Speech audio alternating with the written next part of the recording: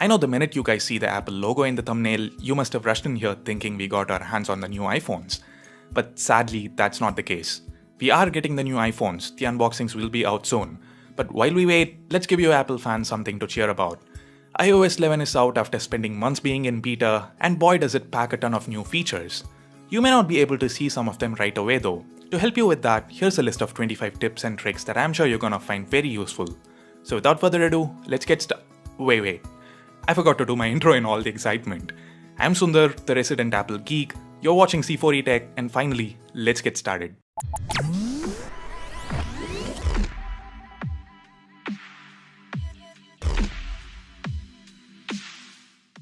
Let's begin with what most of us love about iPhones. Yep, the camera. The interface now lets us use filters by just swiping up anywhere from the bottom. There are some new filters now, including this one, Silver Tone, which looks really cool on portraits.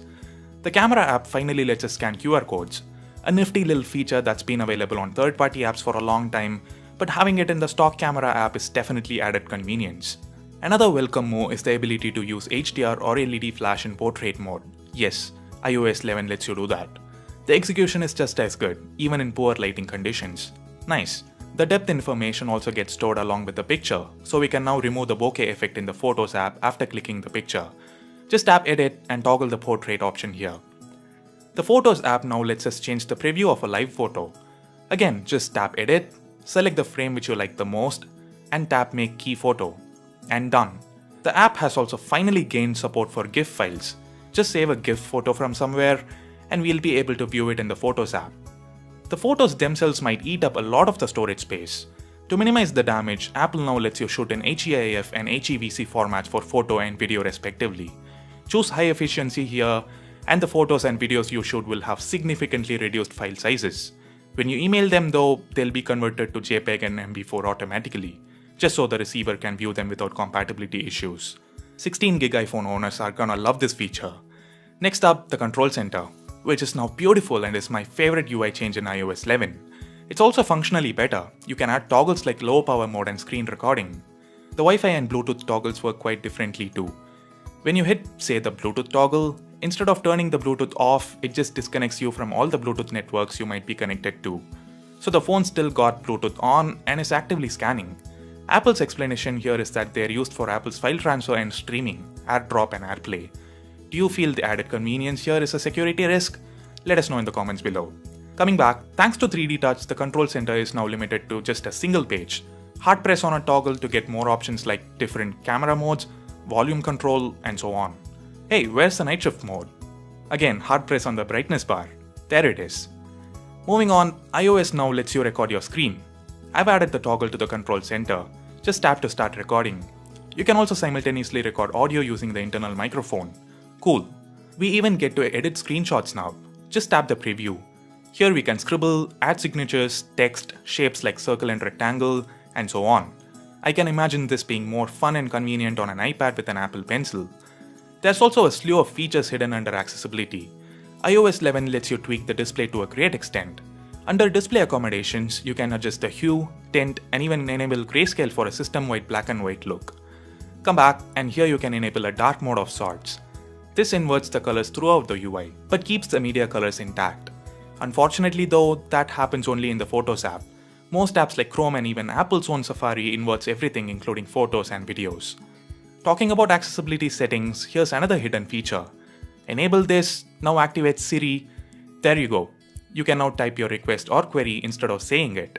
It's just an additional method of input. Of course, speaking also works.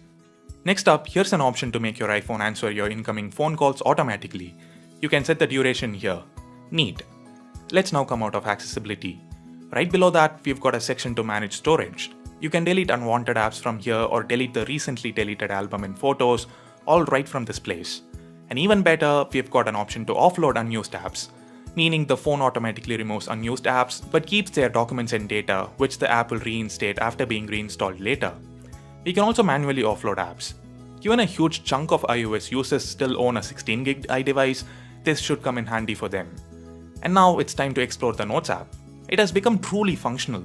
We get to scan documents, add tables, sketches, checklists, photos, and even scribble to our heart's content. Despite these sophisticated additions, the app remains extremely simple to use. Moving on, if you're like me and prefer single-handed usage, there's a neat little tweak in this keyboard now.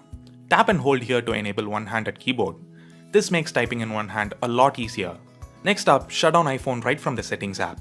Not a groundbreaking feature, but a new one worth mentioning nonetheless. There's a new emergency mode you can enable by hitting the power button 5 times. This disables Touch ID and Face ID, meaning nobody can forcefully place your finger on the scanner and unlock the phone. Moving on, if a fellow iOS user visits your place and wants to connect to your home Wi-Fi, you can share the password with a single tap. Nice. Another nifty little feature you might like is the automatic activation of Do Not Disturb while driving. It uses sensors to detect if you're driving and automatically enables DND. And last but not least, Maps has gone through a few changes, like the inclusion of maps of shopping malls and airports, lane guidance, and so on. Of course, these have been available in Google Maps for years now, and me personally, I'm never ditching Google Maps anytime soon. So that's it, 25 of the most useful tips and tricks that I feel you should know about. If you indeed found them useful, give this video a thumbs up and subscribe to C4E Tech for more like this. Don't forget to share this video with your fellow iOS fans. Also do this to make sure you get notified each time a video goes live on the channel. Thanks a lot for watching. This is Sundar from C4E Tech, leaving for the moment. Have a nice day.